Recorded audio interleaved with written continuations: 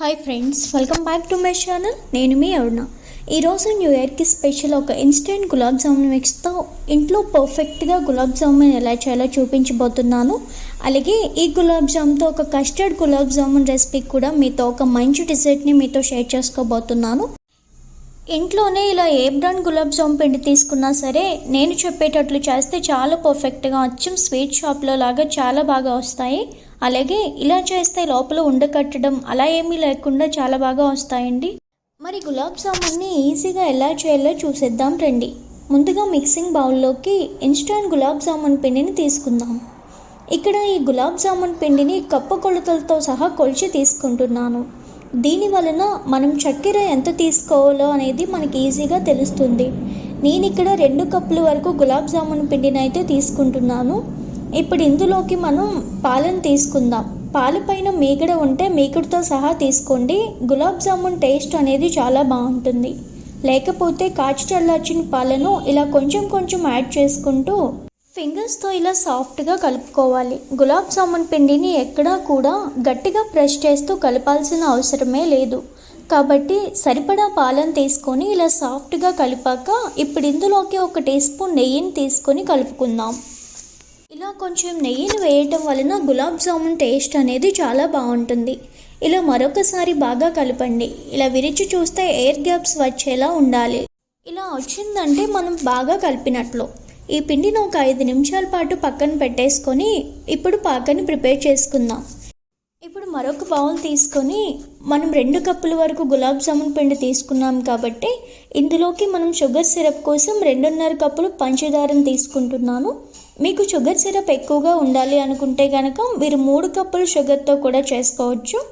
ఇప్పుడు ఇందులోకి మనం ఎంతైతే షుగర్ తీసుకుంటున్నామో దానికి సమానంగా 2.5 కప్పులు నీళ్ళని తీసుకోవాలి. ఇప్పుడు మంటను హై ఫ్లేమ్లో పెట్టి చక్కెర అనేది పూర్తిగా కరిగేంత వరకు మరిగించుకోవాలి. ఇలా చక్కెర అంతా పూర్తిగా కరిగిపోయాక మంటను మీడియం ఫ్లేమ్లో పెట్టి ఒక 5 నిమిషాలు పాకాన్ని మరిగించామంటే పాకం అనేది పర్ఫెక్ట్గా వస్తుంది. కాబట్టి పాకాన్ని ఒక పక్కన మరుగుపెడుతూనే మరో పక్కన గులాబ్ జామున్ ఉండలను చేసేసుకుందాం. మనం కలిపి పెట్టుకున్న పిండిని తీసుకొని మరోసారి స్లోగా కలుపుకొని ఇప్పుడు కొంచెం కొంచెం పిండిని తీసుకొని ఈ విధంగా చిన్న చిన్న ఉండలుగా మీకు నచ్చిన సైజులో ఇలా డివైడ్ చేసుకుందాము. ఇలా డివైడ్ చేశాక అలాగే మరో పక్కన పాకాన్ని చూసుకుంటూ మరిగించండి. ఇప్పుడు చేతికి కాస్త నెయ్యి రాసుకొని ఒక్కొక్క ఉండను తీసుకొని రౌండ్గా చేసుకుందాం. ఇలా అరిచేతిలోకి తీసుకొని కొంచెం ప్రెస్ చేస్తున్నట్లుగా చేసి ఆ తర్వాత స్లోగా రౌండ్ షేప్ వచ్చేలా చేయండి. ఇలా చేయటం వలన గులాబ్ జామున్ మీద క్రాక్స్ అనేవి రాకుండా ఉంటాయి. చూడండి, పగుళ్ళేమీ లేకుండా ఇలా రౌండ్గా చేసి తీసుకోండి. ఈ చిన్న టెక్నిక్తో చేస్తే గులాబ్ జామున్ పైన క్రాక్స్ రాకుండా చాలా ఈజీగా చేసుకోవచ్చు. మీకు క్రాక్స్ వస్తున్నాయంటే పిండిని కాస్త డ్రైగా కలిపారని అర్థం. అలాగే క్రాక్స్ పోవాలి అంటే ఒక చిన్న టెక్నిక్ చెప్తాను. ఇలా చేసిన గులాబ్ జామున్ ఉండే పైన కొంచెం పాలని కానీ వాటర్ని కానీ ఇలా పెట్టి పైన కొంచెం రుద్దినట్లుగా చేసి ఆ తర్వాత ఉండగా చేయండి. ఇలా ఏ టెక్నిక్ ఫాలో అయినా క్రాక్స్ లేకుండా గులాబ్ జామున్ అనేవి పర్ఫెక్ట్గా వస్తాయి. మరో పక్కన 5-6 నిమిషాల తర్వాత మనకు పాకం వచ్చిందో లేదో చూద్దాం. ఇప్పుడు పాకం మనకి స్టిక్కీగా రావాలి. మరీ తీగ పాకం రావద్దు, అలా అని మరీ పల్చగా రావద్దు. ఇలా కాస్త స్టిక్కీగా వస్తే సరిపోతుంది.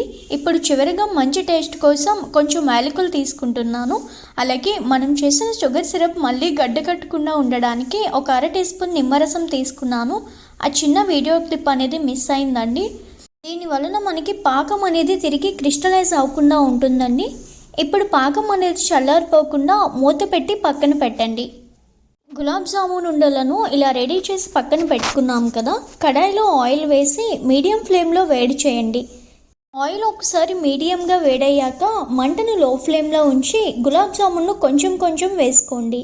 ఇలా ఫ్రీగా ఫ్రై అయ్యేటట్లుగా కొన్ని మాత్రమే తీసుకుందాం. వీటిని మనం ఓన్లీ లో ఫ్లేమ్లో మాత్రమే ఫ్రై చేయాలి. అలాగే గులాబ్ జామున్ వేసాక వెంటనే వాటిని కలపొద్దండి. 1-2 నిమిషాలు వాటిని అలానే ఫ్రై చేసి ఆ తర్వాత గరిటె పెట్టి తిప్పుతూ ఈవెన్గా మంచి కలర్ వచ్చేంత వరకు ఫ్రై చేయాలి. ఇలా ఈ టెక్నిక్ని ఫాలో అయితే క్రాక్స్ రాకుండా అలాగే లోపల పిండి ముద్దలా ఉండిపోకుండా చక్కగా లోపల వరకు ఫ్రై అవుతుంది. ఇలా మంచి కలర్ వచ్చేంత వరకు వీటిని ఇలా బాగా ఫ్రై చేశాక ఆయిల్ నుండి తీసుకోవడమే. అలాగే మిగిలిన గులాబ్ జామున్లో కూడా కొన్ని తీసుకుంటూ అలాగే అన్నీ ఫ్రై చేసుకుందాం. అయితే ముందుగా ఫ్రై చేసిన వాటిని పాకంలోకి తీసుకుందాం. మనం పాకంలో వేసేటప్పుడు పాకం కూడా గోరువెచ్చగా ఉండాలి. ఇన్ కేస్ పాకం పూర్తిగా చల్లారిపోయి ఉంటే లైట్గా వేడి చేసి తీసుకోండి. వేడి గులాబ్ జామున్ని గోరువెచ్చని పాకంలోకి తీసుకుందాం. అలాగే మిగిలినవి కూడా బాగా ఫ్రై చేసి ఆయిల్ నుండి తీసి పాకంలోకి వేసుకోవడమే. ఇప్పుడు వీటిని ఒక 30 నిమిషాల పాటు పక్కన ఉంచేయండి. 30 నిమిషాల తర్వాత నేను మీకు చూపిస్తున్నాను. పాకాన్ని బాగా పీల్చుకొని ఎంత చక్కగా ఉన్నాయో చూడండి. వీటిని ఒక బౌల్లోకి ట్రాన్స్ఫర్ చేసుకుందాము. నేను చెప్పిన టిప్స్తో ఫాలో అయ్యి చేస్తే కనుక పర్ఫెక్ట్ గులాబ్ జామున్ని ఇలా ఇంట్లోనే ఈజీగా తయారు చేసుకోవచ్చండి. ఏ అకేషన్స్కైనా, పండుగలకైనా, సంక్రాంతికి, దీపావళికి, దేనికైనా ఎప్పుడైనా మీరు ఈజీగా ఇంట్లోనే ఇలా హ్యాపీగా చేసుకొని తినేయచ్చు. ఇప్పటి వరకు గులాబ్ జామున్ని ఈజీగా ఎలా తయారు చేయాలో చెప్పాను కదా అండి. ఇప్పుడు ఈ గులాబ్ జామున్తో ఒక మంచి డిజర్ట్ అండి, అదే కస్టర్డ్ గులాబ్ జామున్ని ఎలా తయారు చేయాలో చూసేద్దాము. చాలా ఈజీ ప్రాసెస్ అండి. తక్కువ ఇంగ్రీడియంట్స్తో ఈజీగా చాలా టేస్టీగా ఉంటుంది. ముందుగా దీనికోసం మనం కస్టర్డ్ ప్రిపేర్ చేసుకోవాలి. ఇప్పుడు ఒక మిక్సింగ్ బౌల్ తీసుకొని అందులో 3 టేబుల్ స్పూన్ల వరకు కస్టర్డ్ పౌడర్ తీసుకోవాలి. ఇందులో 1/2 కప్పు వరకు పాలు వేసుకుంటున్నాను. ఇప్పుడు ఈ రెండింటిని ఉండలు లేకుండా ఇలా బాగా మిక్స్ చేసుకొని పక్కన పెట్టుకోండి. ఇలా ముందే మనం కస్టర్డ్ రెడీ చేసుకోవడం వలన వేడి పాలల్లో వేసినప్పుడు ఉండలు కట్టకుండా ఉంటుంది. ఇలా నార్మల్ మిల్క్ వేసుకొని లంప్స్ లేకుండా కలిపి పక్కన పెట్టేసుకోవాలి. ఇప్పుడు ఒక ప్యాన్లో 2 కప్పుల వరకు పాలు తీసుకుంటున్నాను. వీటిని మరిగించుకొని పాలు ఇలా మరగడం స్టార్ట్ అయిన తర్వాత సిమ్లో పెట్టుకొని మరిగించుకోవాలి. అడుగు అంటకుండా కలుపుతూ మరిగించుకోవాలి. పాలు ఇలా మేగడ కట్టకుండా కలుపుతూ ఉండాలి. ఇప్పుడు ఇందులోకి అరకప్పు పంచదార తీసుకుంటున్నాను.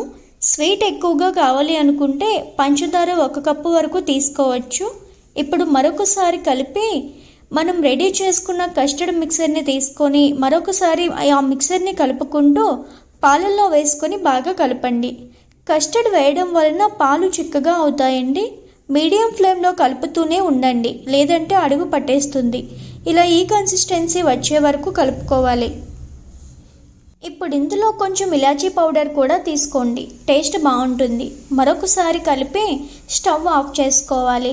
ఇది కస్టర్డ్ అనేది చల్లారితే మరింత చిక్కగా అవుతుందండి. అందుకని మనకి కావాల్సిన కన్సిస్టెన్సీ కన్నా ముందుగానే స్టవ్ ఆఫ్ చేసేసుకోవాలి. ఇప్పుడు ఈ కస్టర్డ్ అనేది కంప్లీట్గా చల్లారనిచ్చాక మాత్రమే మనం మూత పెట్టి ఫ్రిడ్జ్లో పెట్టి ఒక 1 అవర్ పాటు ఉంచాలండి. మినిమం 1 అవర్ అయినా ఉంచాలి. ఇక్కడ నేను మీకు 1 గంట తర్వాత చూపిస్తున్నాను చూడండి. పైన ఒక లేయర్ కింద ఫామ్ అయింది కదా, కొంచెం చిక్కగా కూడా అయింది. ఇప్పుడు మనం ఒకసారి బాగా కలుపుకొని ఒక బౌల్లోకి తీసుకొని ఒక గులాబ్ జామున్ని 4 ముక్కలుగా కట్ చేసుకొని ఇలా బౌల్లోకి తీసుకోండి. ఇప్పుడు కొంచెం కస్టర్డ్ని వేసి ఆ పైన మరొక గులాబ్ జామున్ని 2 పీసెస్ కింద కట్ చేసుకొని ఈ విధంగా తీసుకోండి. ఇప్పుడు ఆ పైన డ్రై ఫ్రూట్స్తో గార్నిష్ చేసుకోండి. అంతేనండి, చాలా ఈజీగా డిజర్ట్ అనేది రెడీ అయిపోయింది కదా. అలాగే చూస్తుంటే నోరు ఊరిపోతుంది కదా. మీకు ఎలా అనిపించింది ఈ రెసిపీ ట్రై చేసి నాకు మాత్రం మీ ఫీలింగ్స్ని షేర్ చేసుకోండి. అలాగే గులాబ్ జామున్ ట్రై చేయండి. గులాబ్ జామ్ చేసిన వెంటనే మాత్రం ఈ కస్టర్డ్ గులాబ్ జామ్ రెసిపీని మాత్రం మిస్ అవ్వద్దు అసలు. ఎందుకంటే చాలా సింపుల్గా ఈజీగా అయిపోయే డిజర్ట్ అనమాట. ఫ్యామిలీ అందరికీ నచ్చేస్తుంది. వీలైతే మీరు కూడా న్యూ ఇయర్కి అండ్ అలాగే సంక్రాంతికి కూడా ట్రై చేయండి. ఫ్యామిలీ అందరూ చాలా ఇష్టపడతారు. అలాగే ఈ 2 రెసిపీస్ మీకు ఎలా అనిపించిందో నాకు కమెంట్ బాక్స్లో షేర్ చేసుకోండి. Thank you for watching.